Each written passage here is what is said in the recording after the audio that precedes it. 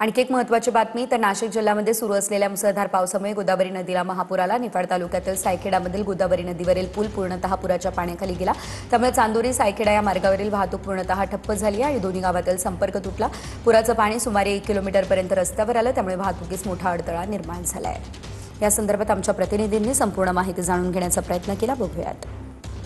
गेल्या 3 दिवसांपासून नाशिक जिल्ह्यातील त्र्यंबकेश्वर, इगतपुरी, टिंडोरी आणि नाशिक या तालुक्यांमध्ये होत असलेल्या मुसळधार पावसामुळे गोदावरी नदीला पूर आलेला आहे। आपण पाहू शकतात का या ठिकाणी अक्षरशः हे पाणी जे तर ते या पाण्याने सायखेडा, चांदोरी या गावांना वेढा घातलेला आहे।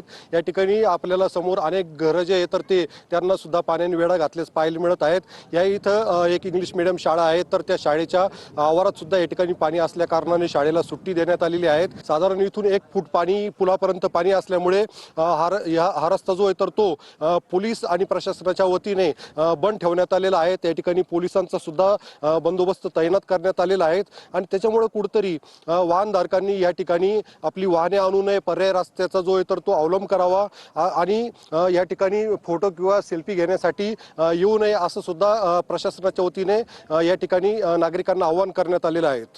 कॅमेरा पर्सन नागनाथसह मी उमेश पारिक, TV9 मराठी, सायखेडा, नाशिक।